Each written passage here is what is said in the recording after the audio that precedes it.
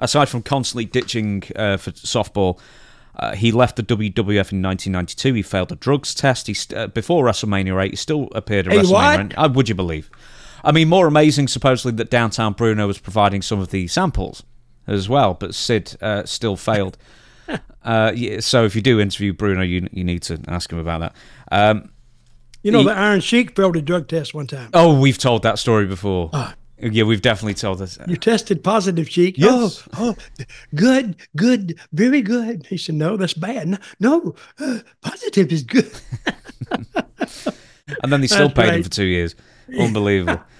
With that being said, they still let him on the European tour. You know how he did like with El Gigante? He took the finish and then he just got up and left. He did the same to The Undertaker on the European tour as well. He'd take a finish. It was a DQ win or loss or whatever it was. Then he'd take the finish and just get up and leave.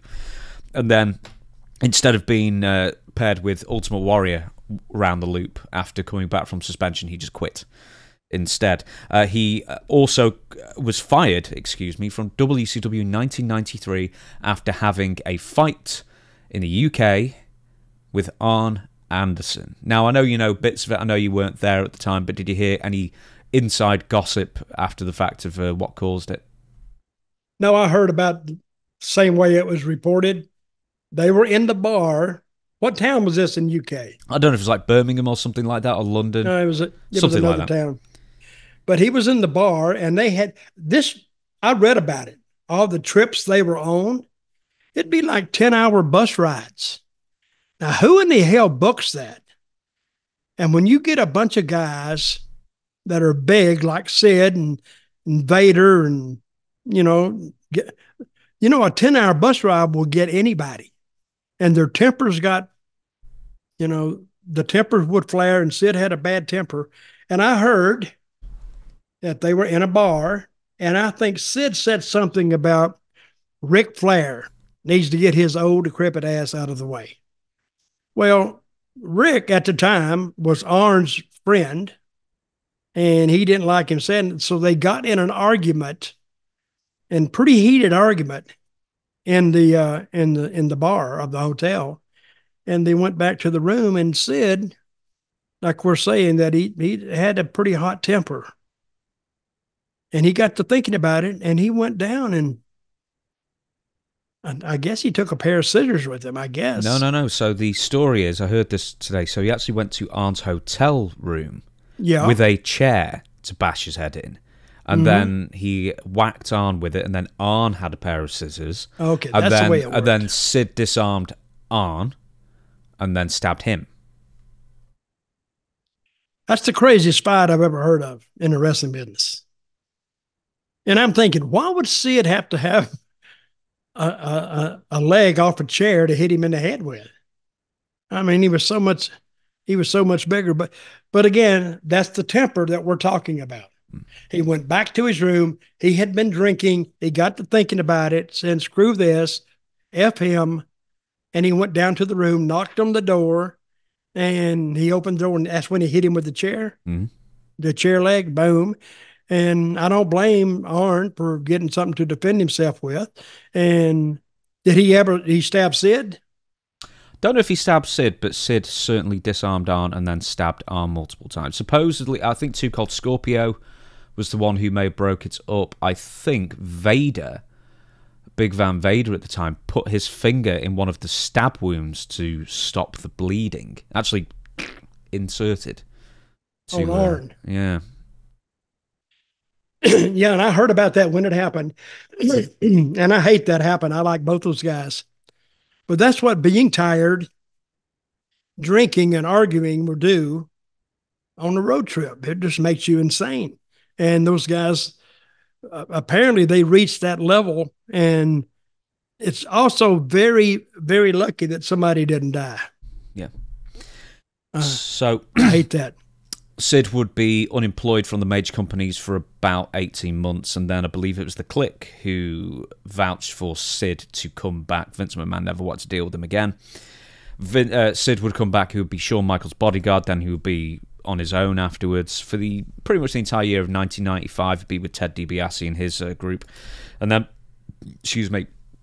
Disappeared at the end of 1995. Once again, he claimed he had a neck injury. And then Vince once again swore off him that I'd never use him again. And then 6 months later, Ultimate Warrior was fired.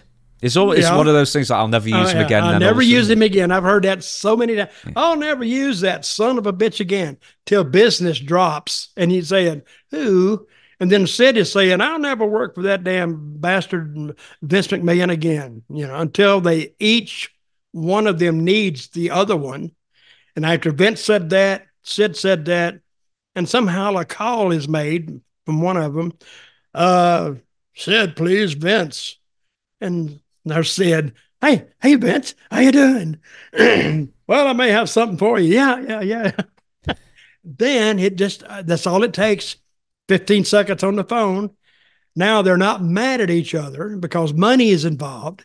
Now they can make amends and overlook whatever happened. Well, he wasn't paying Ultimate Warrior anymore, so there was some, money in the purse to give to Sid. He replaced Ultimate Warrior, and then he kept on. He won the WWF title twice, once, both in sort of weird circumstances, because it was originally going to be Vader. This was the same Survivor Series in Madison Square Garden. Were you in the prelims there, managing Bradshaw at the time? End of 96, shortly before you were let go. What happened? Who was in the main event? It was Sid and Shawn Michaels. It was the same show that The Rock debuted as well. I may have been on that, and I don't remember. No, it, though. Anyway, Sid. I was there when they had the big get together in the ring. Oh no, this was about 6 months afterwards. Okay. So I don't think I was there then. No. Okay then. So Sid was getting cheered, and he hits Jose Lothario, who was managing Shawn Michaels at the time, with a TV camera. It was a very busy finish for the time period, especially. And Sid was getting cheered, and Vince McMahon was seething, annoyed, angry that basically Shawn Michaels had been turned on by the fans. That just goes to show you, the fans are unpredictable. You don't know what they're going to do. Especially like Northeast fans as well, I suggest. Well, you could predict them about 90% of the time. But with Sid, he had that crossover appeal anyway. People wanted to cheer him. They were probably sick of Shawn Michaels and Jose Lothario. That was his manager. Yeah, that was a weird pairing. Yeah, it was. But, the story behind that is Lothario trained him and helped him get in. And that's why. Apparently, Shawn didn't treat him very nicely either at the time. What did he do? Well, Shawn would just, yell and scream at him and that kind of thing. And it only lasted 6 months, I think. Mm-hmm. And then, or maybe even taking the spotlight from Shawn at the time. Who knows? That's one of the things that you never, you let the fans go however they're going to go.